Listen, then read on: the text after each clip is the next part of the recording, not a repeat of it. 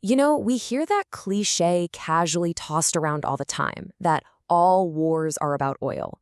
Well, today, in this explainer, we're going to dig into the hard data and figure out how global tensions halfway across the planet literally hit your wallet, affecting your local interest rates, your grocery bill, and your everyday life. Okay, here's our game plan for today. First, we'll look at the ultimate conflict amplifier. Second, the Strait of Hormuz. Third, the resulting energy market shock. Fourth, the global economic ripple effect. And finally, we'll explore why this whole thing goes way beyond just oil. Let's get right into it. Section 1. The ultimate conflict amplifier. People kind of assume wars are started solely to grab oil, but history shows us a much more nuanced reality. It's rarely the initial spark, but it is absolutely a strategic amplifier. Think back to World War II. Germany and Japan didn't start the war just to get oil, but their desperate need for petroleum completely dictated their military strategies, driving the Axis powers straight toward the Caucasus and Southeast Asian oil fields. Then jump to 1956 and the Suez Crisis. That canal was the main artery for Middle Eastern oil heading to Europe, and it turned a regional dispute into a full-blown global crisis. Or take the 1980 Iran-Iraq War. It started over territorial and ideological differences, sure, but the fighting very quickly shifted to targeting oil infrastructure in Khuzestan just to cripple the enemy's economy. And, of course, in 1990, the Gulf War was heavily driven by Iraq's invasion of Kuwait, fundamentally an attempt to seize massive oil reserves and dominate the market. So, in all these cases, oil rarely started the fight, but it undeniably shaped the strategy and dramatically escalated the stakes. There's a concept from recent geopolitical research that hits the nail on the head here. Oil turns localized regional disputes into worldwide economic events. It provides the resources to wage war and the literal tools for economic coercion. It's exactly why a border dispute in a resource-rich desert suddenly sends shockwaves through financial markets in London, Tokyo, and New York. All right, moving to Section 2, the Strait of Hormuz. To truly wrap our heads around the economic fragility we're experiencing globally right now, we have to talk about the geography of the Persian Gulf. Because geography dictates destiny, especially in economics. You really need to know the term choke point.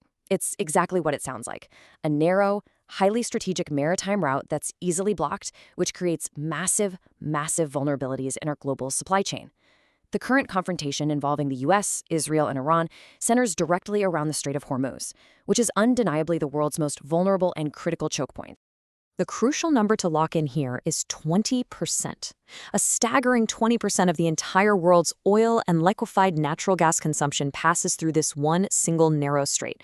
Just take a second to imagine that kind of volume. Because so much of our global energy relies on this specific maritime route, any military action, any sabotage, or honestly, even just the credible threat of a disruption there immediately shocks the entire globe. Which brings us to Section 3, the energy market shock. Let's break down how these military strikes translate into hard data. When we pull the numbers from the Norges Bank 2026 Monetary Policy Report, there is an immediate, incredibly tangible price spike across essential commodities the very second supply chains are threatened. Crude oil jumped from a 2020 to 2024 average of $75 a barrel all the way up to $92. Dutch gas ticked upward as well. And aluminum, it soared from just over $2,300 a ton to nearly $3,200. The absolute moment the Strait of Hormuz is threatened, the market prices in that risk, and costs just explode across the board. Section 4, the global economic ripple. So here's a wild macroeconomic question for you. How does a drone strike or a naval standoff overseas actually affect your personal mortgage rate in Europe or the US or anywhere else? It sounds like a total exaggeration, right? But the cause and effect relationship between geopolitical conflict and your personal finances is absolute. And the middleman making that happen? Your central bank. You see, central banks suddenly find themselves trapped between two massive macroeconomic pressures triggered by these overseas wars. On one hand, you've got higher inflation pressures. Energy volatility pushes up the price of producing and importing literally almost everything. But on the other hand, you've got reduced global growth. Those exact same high energy prices act like a massive tax. They squeeze corporate profitability and drain consumer purchasing power worldwide. So central banks are left sweating over a nearly impossible puzzle. How do we fight inflation without completely crashing an already slowing economy? Take Norway's central bank, the Norges Bank, as a perfect real-world example of this trap. They recently released their 2026 monetary policy decision, and wow, it tells a fascinating story. Because of imported inflation, heavily driven by these global energy shocks, they've had to hold interest rates at a high 4%. Inflation is just stubbornly stuck around 3%. And to make matters worse, they're actually projecting further interest rate hikes, up to 4.5% by the end of 2026, which pushes their goal of 2% inflation all the way out to 2029. So for everyday citizens, this directly means the cost of your loans, your credit cards, and your mortgages are staying elevated for years longer than anyone expected. Finally, Section 5, Beyond Just Oil. We so often get tunnel vision and focus just on the barrel of crude, but the ripple effect cascades into all sorts of everyday goods.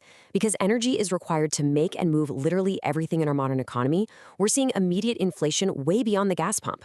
Aluminum well past $3,100. Copper jumping over $12,000 a ton. Even wheat is climbing.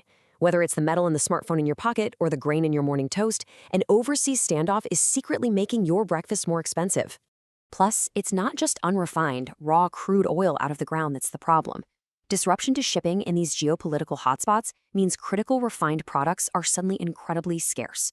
Europe, for example, relies heavily on imports of diesel and jet fuel from the Middle East.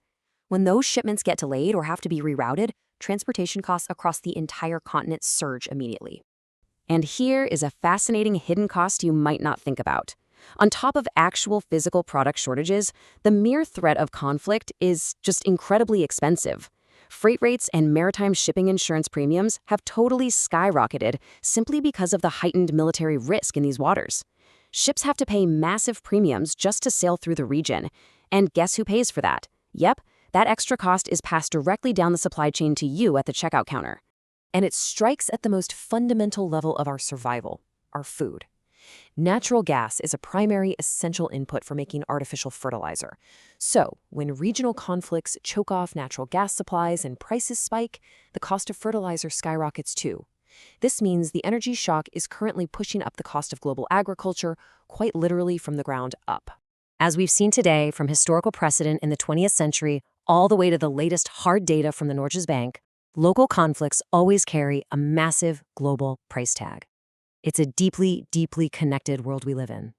When an overseas conflict permanently raises the cost of your housing, your food, and your energy, it leaves us with a pretty provocative question. Can anyone, anywhere, truly afford the price of modern war? Thank you so much for joining me on this explainer, and keep questioning the ripple effects of the world around you.